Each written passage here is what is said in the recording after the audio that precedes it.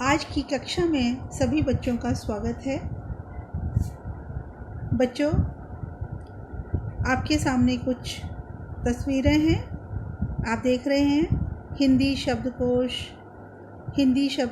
उर्दू हिंदी शब्दकोश, पर्यायवाची शब्दकोश, उर्दू हिंदी, संस्कृत मराठी, यानी विभिन्न भाषाओं के शब्दकोश आपके सामने हैं। शब्दकोश आपके लिए कोई नई चीज़ नहीं है, आप प्रयोग भी करते हैं, लेकिन जहाँ तक मैं समझती हूँ हिंदी शब्दकोश आप प्रयोग नहीं करते। अंग्रेजी हिंदी शब्दकोश आप निश्चित रूप से प्रयोग करते होंगे। और आप ये भी जानते हैं कि शब्दकोश, जिसे हम अंग्रेजी में डिक्शनरी कहते हैं, उसकी आवश्यकता हमें क्यों पड़ती है। कोई भी कठिन शब्द हमारे सामने आ जाता है पढ़ते समय, लिखते समय, सुनते समय, और हम उसके अर्थ को जानना चाहते हैं, फिर और वो अर्थ हमें नहीं मालूम, हमें उसका ज्ञान नहीं है, तो शब्दकोश हमारी मदद करता है और शब्दकोश में हम उस शब्द के जो भी हम जानना चाहते हैं उसके विषय में जान लेते हैं। तो बच्चों, आज हम हिंदी शब्दकोश पर चर्चा करेंगे।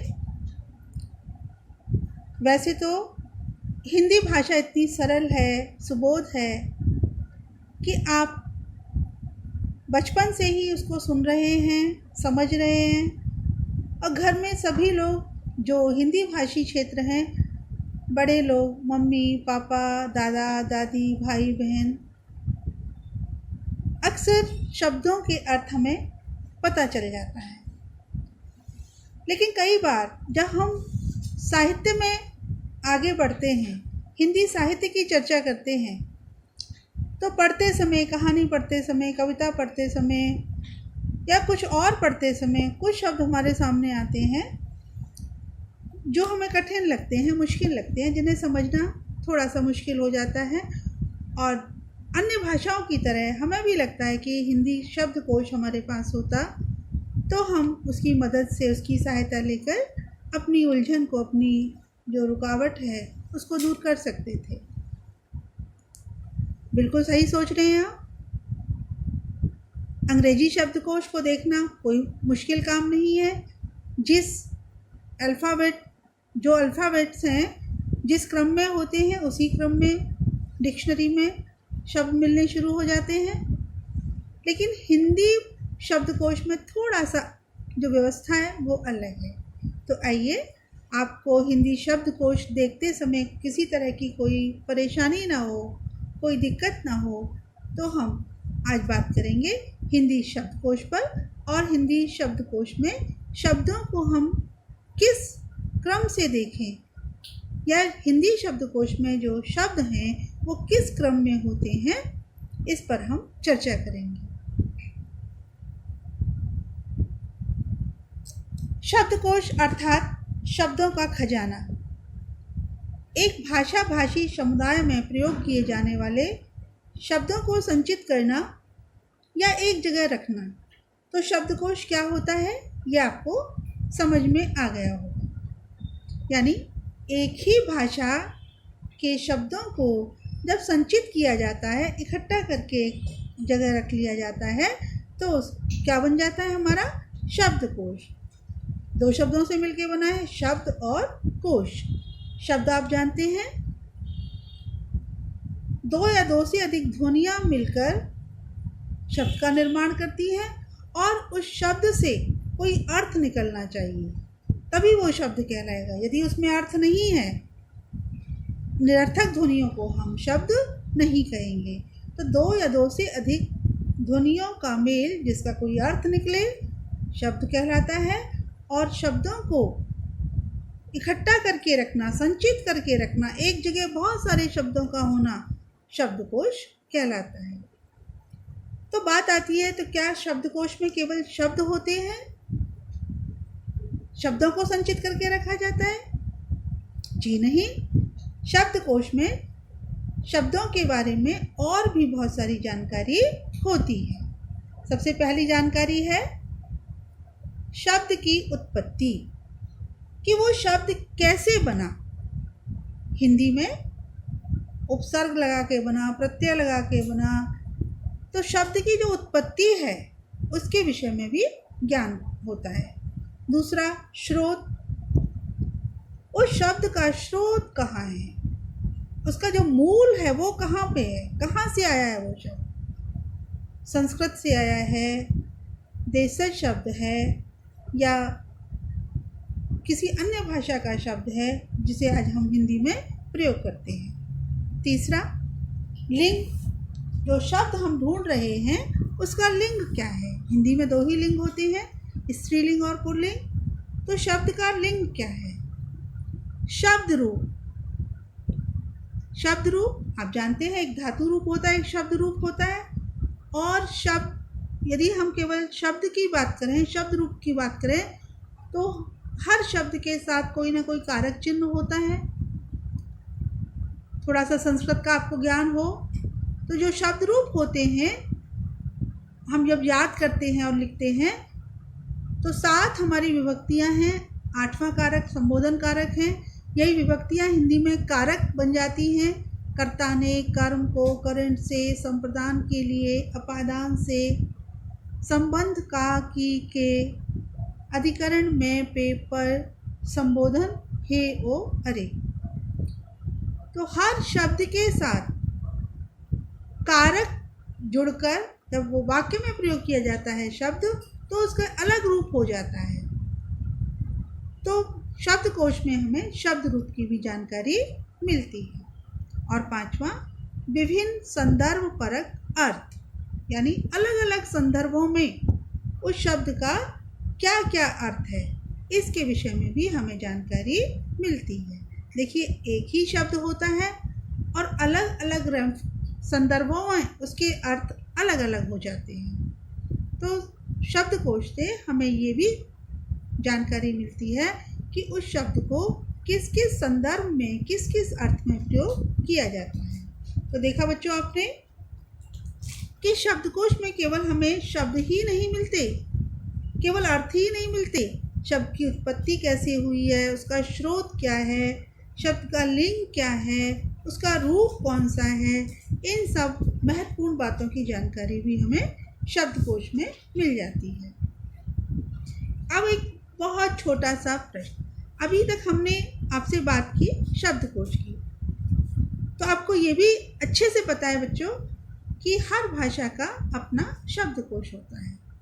और एक भाषा से दूसरे भाषा की जानकारी के लिए भी, अब जैसे मैं अंग्रेजी पढ़ रही हूँ या आप अंग्रेजी पढ़ रहे हैं और उस अंग्रेजी शब्द का आप हिंदी में अर्थ जानना चाहते हैं, तो कुछ ऐसे शब्दकोश हैं जो शब्द अंग्रेजी में होंगे और उनका हिंदी अर्थ दिया हुआ होगा।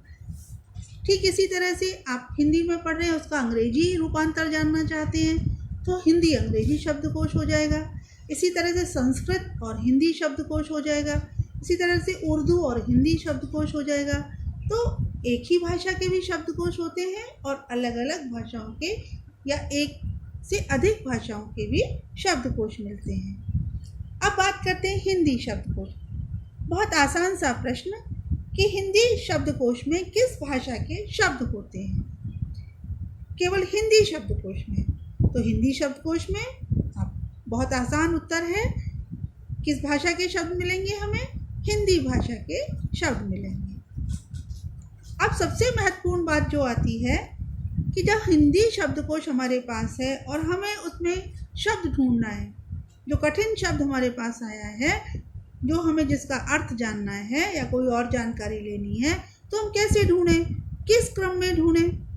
तो आइए, हिंदी वर्णमाला आप सबको अच्छे से आती होगी और नहीं आती है तो आइए थोड़ा सा हम हिंदी वर्णमाला पर बात करते हैं।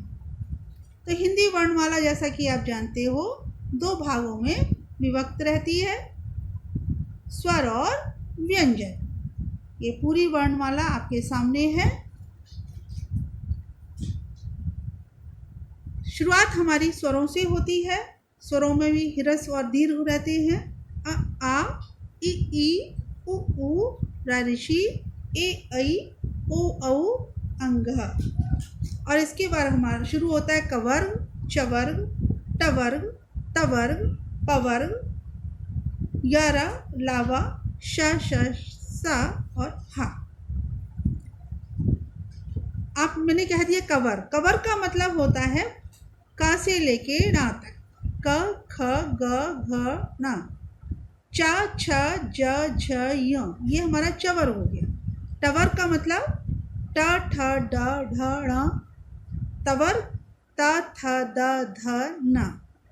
पवर प, फ, ब, भ, म, य, र, लावा, अंतस्थ और श, श, स, ह। इसके बाद हमारे आते हैं संयुक्त व्यंजन छ, त्र, ज्ञ। तो ये पूरी आपके सामने हिंदी वर्णमाला है। तो शब्दकोश में हिंदी वर्णमाला का अनुकरण किया जाता है, लेकिन थोड़ा सा परिवर्तन है, जिसे आप छोटी अंग कहते हैं। आपको औ के बाद छोटी अंग, ये जो छोटी अंग है आपकी,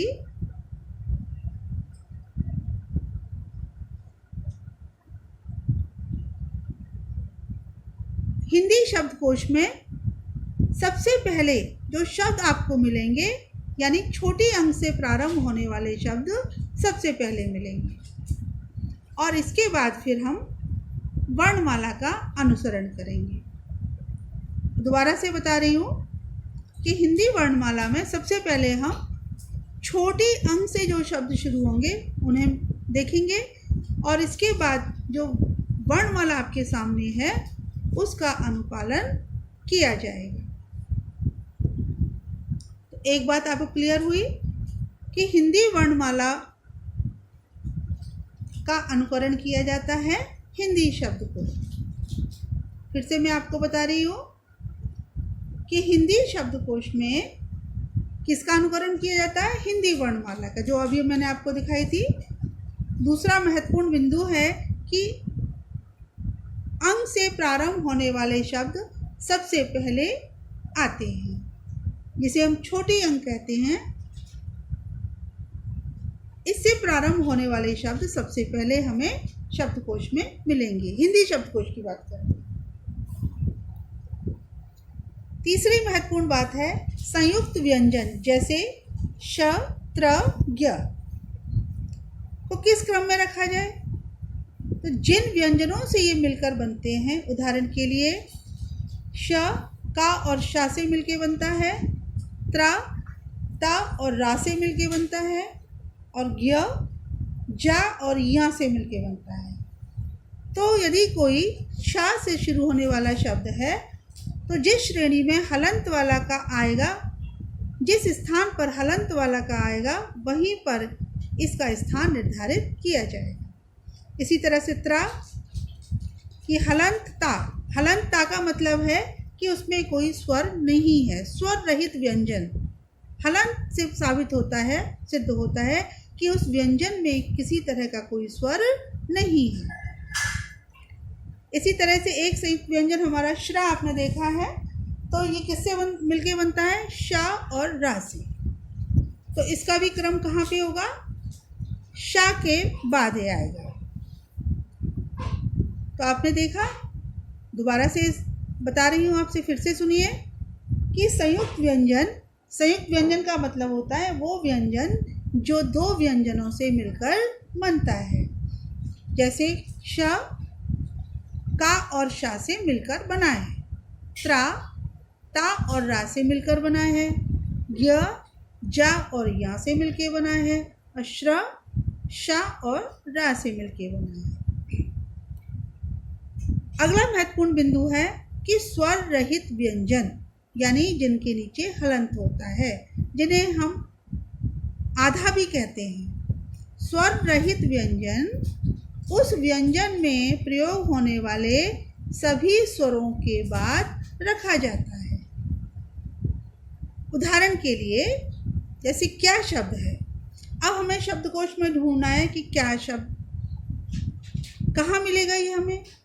तो का व्यंजन से शुरू होने वाले जितने भी शब्द हैं, अब सारे स्वर ले आइए। अंतिम स्वर हमारा, जैसे का में आ लगा दें तो क, बड़ा आ लगा दें तो का, छोटी लगा दे तो की, बड़ी लगा दे तो की।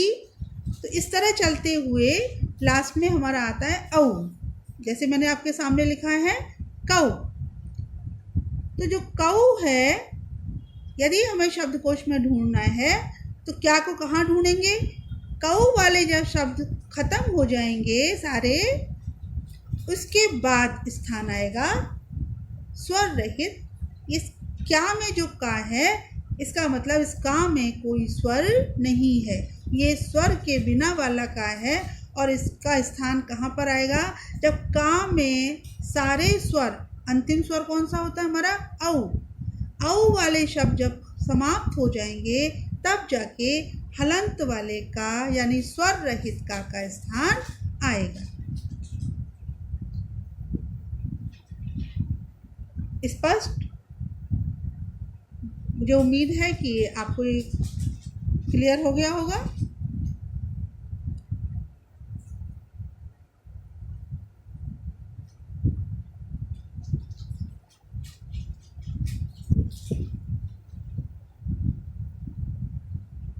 अब अभ्यास करके देखते हैं।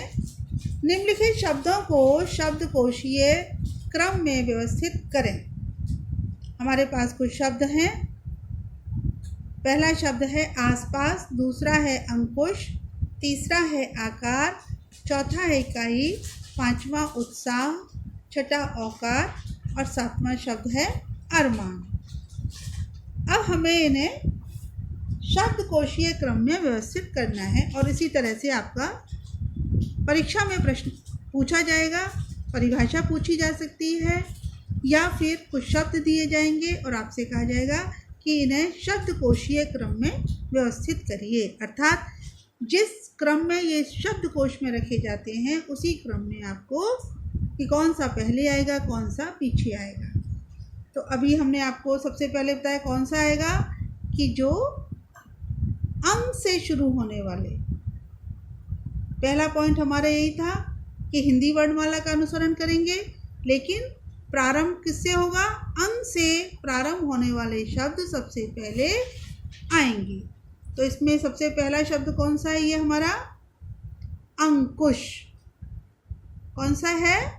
अंकुश। अब इसके बाद हम देख रहे हैं कि छोटा आना चाहिए। छोटा आ से कोई शब्द है इसमें?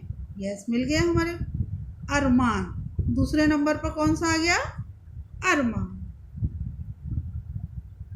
अब छोटे आ के बाद और कोई छोटे आ से संबंधित शब्द नहीं है, बड़ा आएगा। तो बड़ा आ में दो शब्द हमारे पास हैं। पहला है आसपास और दूसरा है आकार। अब कैसे डिसाइड करें कि पहले आकार आना चाहिए, आसपास आना चाहिए? अब आ तो हमारा कॉमन हो गया, इसमें भी आ है और इसमें भी आ है। तो फिर हम कैसे डिसाइड करेंगे? अब दूसरा जो शब्द है उसको देखेंगे कि वर्णमाला में का पहले आता है या सा पहले आता है। निश्चित रूप से का पहले आएगा। तो का पहले आता है, इसलिए पहली पोजीशन किसकी आएगी? आकार की। तीसरे नंबर पर क्या आएगा? आकार। और इसके बाद हमारा आएगा आसपास। तो चौथे नंबर पर हमारा आ गया आसपास। अब देखते हैं पांचवें नंबर पर इकाई उत्साह। ऊ पहले आता है, ई पहले आती है? ई पहले आएगी। तो पांचवें नंबर पे हमारा हो गया नहीं, अभी तो हम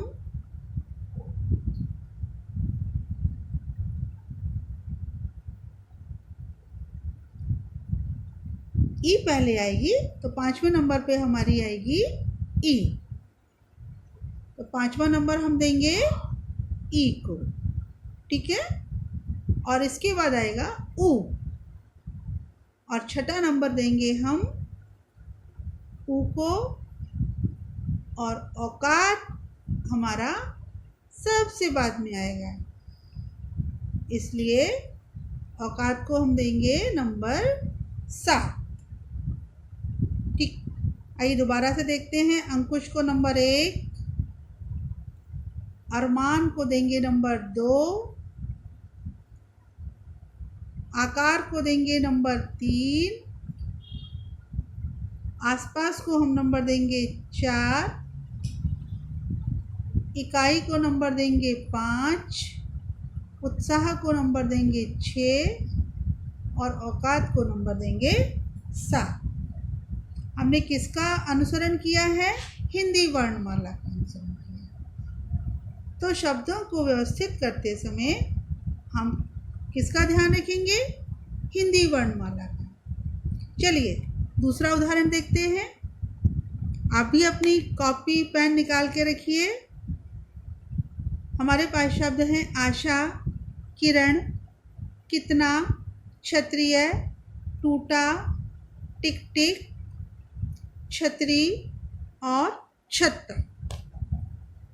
तो हमारी हिंदी वर्णमाला कहाँ से शुरू होती है? आ से। लेकिन हिंदी शब्दकोश में सबसे पहला कौन सा जो वर्ण है वो रखा जाता है? अंग वाला, जिसे हम छोटी अंग कहते हैं। तो इसमें कोई ऐसा हमारा शब्द नहीं है जो जिसमें ऊपर अनुस्वार है। अनुस्वार वाला कोई शब्द नहीं है, छोटे आ वाला भी नहीं है। छोटे आ के बाद कौन सा आता है? बड़ा आ, यानी आशा। तो हमारा पहला नंबर किसको मिल गया? आशा को। अब देखते हैं और कोई स्वर वाला शब्द है? जी नहीं। अब हम देख रहे हैं सारे शब्द व्यंजन से शुरू हो रहे हैं। किरण, कितना, क्षत्रिय, टूटा, टिक टिक, छतरा और छत्ता। अब कवर्ग वाले हैं। कवर्ग सबसे पहले आता है। कवर्ग में का आता है, तो का वाले शब्द हमारे पास 2 हैं, किरण और कितना।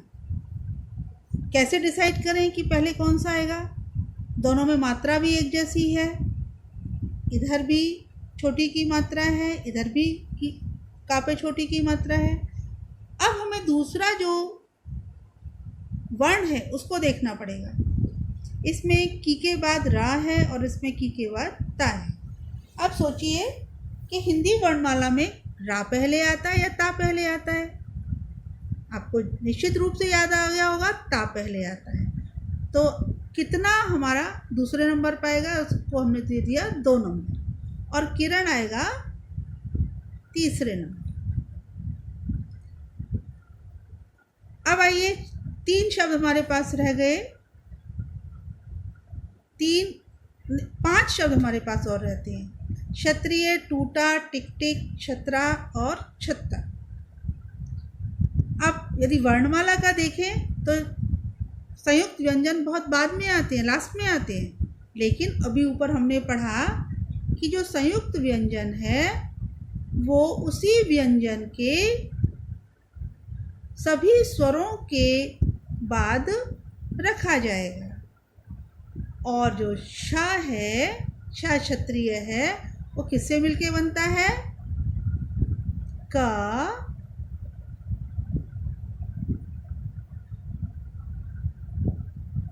और शा से। यानी इसकी शुरुआत कहाँ से होती है? स्वर रहित का। व्यंजन हमारा कौन सा? का। इसमें कोई स्वर नहीं है। का वाले दोनों शब्द हमारे आ चुके हैं। अब हम क्षत्रिय का से शुरुआत होती है, इसलिए जो नंबर अगला आएगा वो क्षत्रिय का आएगा और इसको हम देंगे नंबर 4।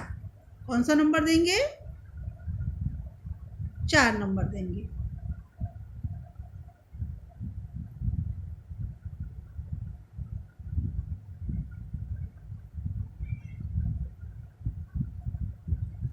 चलिए इसको हटा देते हैं। अब हमारे पास बचे शब्द टूटा, टिक टिक, छतरा और छत्ता। 2 हमारे टा से शुरू हो रहे हैं और 2 छा से। अब हमें देखना है कि टा पहले आता है या छा पहले आता है। तो हिंदी वर्णमाला में आइए एक बार देख लेते हैं। टा से पहले छा आ रहा है। चवर्ग का दूसरा जो वर्ण है वो छा है। इसका मतलब छा वाले जो हमारे शब्द हैं वो पहले आएंगे। इस छतरा को हम, एक्चुअल में छतरी है, छतरी कर लेते हैं। ठीक है, तो दोनों में छा में आ की मात्रा है। अब फिर हमारे सामने है कि छतरी पहले आएगी या छत्ता पहले आएगा। इसमें ता पूरा है और इसमें ता स्वर रहित है। अभी अभी हमने देखा स्वर रहित जो व्यंजन होता है वो उस व्यंजन में प्रयोग होने वाले सभी स्वरों के बाद में आता है। इसका मतलब जो पूरा जो व्यंजन है वो पहले आएगा और जो स्वर रहित व्यंजन है वो बाद में आएगा। तो क्लियर हो गया कि छतरी पहले आएगा, छतरी को हम 5 नंबर देंगे और छत्ता को हम 6 नंबर देंगे। अब आइए 2 शब्द हमारे पास अभी और बचे हैं, टूटा और टिक टिक। इसमें टा में ऊ की मात्रा लगी हुई है, उस टा में ई की मात्रा लगी हुई है। तो पहले ई की मात्रा आती है या ऊ की मात्रा आती है? पहले छोटी की मात्रा आती है, तो इसको हम नंबर 7 देंगे और ऊ की मात्रा बाद में आती है, इसको नंबर 8 देंगे। तो ये हमारा क्रम हो गया। अब इसे हम लिखेंगे। पहले नंबर पे आशा, दूसरे नंबर पे कितना, तीसरे नंबर पे किरण, चौथे नंबर पे क्षत्रिय, 5वें नंबर पे छतरी, 6ठे नंबर पे छत्ता, 7वें नंबर पे टिक टिक और 8वें नंबर पे टूटा। एक बार फिर से मिला लेते हैं कि पहले नंबर पे हमारा आशा आ गया, बिल्कुल ठीक है। दूसरे नंबर पे कितना आ गया, ये भी बिल्कुल ठीक है। तीसरे नंबर पे किरण आ गया, ये भी ठीक है। चौथे नंबर पे हमारा क्षत्रिय आ गया, 5वें नंबर पे छतरी, 6ठे नंबर पे छत्ता, 7वें नंबर पे टिक टिक और 8वें नंबर पे टूटा। एक बार फिर से आपको बता देती हूँ कि हिंदी शब्दकोश में जो अनुस्वार वाले, जो ऊपर अंक, छोटी अंक की जो बिंदी लगती है उसे अनुस्वार कहते हैं, उससे प्रारंभ होने वाले शब्द सबसे पहले आते हैं। इसके बाद जो हमारी हिंदी वर्णमाला है उस क्रम में शब्दों को हम प्राप्त करते हैं। लेकिन जो संयुक्त व्यंजन है वो जिस व्यंजन से मिलके बनते हैं उसी क्रम में रखे जाते हैं। जैसे मैंने आपको बताया क्षत्रिय है वो का से बनता है, ता से बनता है और ज्ञानी जिसे कहते हैं हम वो जा और या से मिलके बनता है। तो इनको क्षत्रिय को हम क वर्ग में अंत में रखेंगे, त्रा को हम त वर्ग में रखेंगे और ज्ञा को हम च वर्ग में रखेंगे, चा छ जा झा या। और श्रा जो हमारा संयुक्त व्यंजन है इसको हम जहाँ पर शा शरीफा से शब्द मिलेंगे और औ की मात्रा के बाद जब औ की मात्रा वाले सभी शब्द खत्म हो जाएंगे उसके बाद श्रा से शुरू होने वाले शब्दों का स्थान आएगा। तो एक बार फिर से देख लिए कि स्वर रहित व्यंजन, स्वर रहित का मतलब इसमें कोई स्वर नहीं है, हलंत वाले, उस व्यंजन में प्रयोग होने वाले सभी स्वरों के बाद रखा जाता है। उदाहरण के लिए क्या शब्द शब्दकोश में कौ से प्रारंभ होने वाले शब्दों के बाद आएगा। अभ्यास के माध्यम से भी हमने आपको अभी सारा स्पष्ट किया।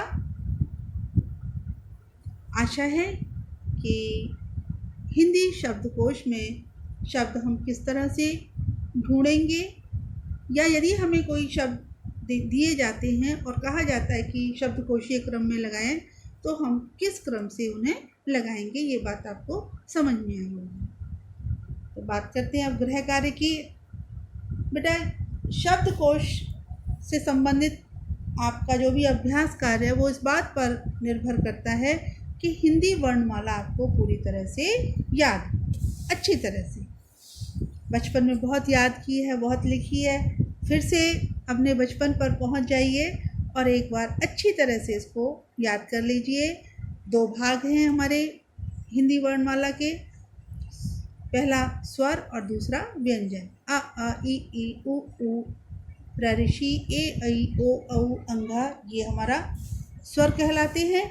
और क ख ग घ ङ च छ ज झ य ट ठ ड ढ ण त थ द ध न प फ ब भ म य र ल व श श स ह, ये हमारे वर्णमाला है। और सबसे नीचे है संयुक्त व्यंजन, यानी जो 2 व्यंजन से मिलके बनता है।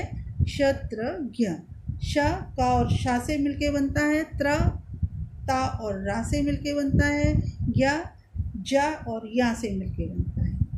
जो हमारे व्यंजन है इनको हम वर्ग में बांट देते हैं, कवर्ग, चवर्ग, टवर्ग, तवर्ग, पवर्ग। और ये हमारे यारा लावा शा शा शा हा शत्रज्ञ पूरी हमारी हिंदी वर्णमाला है।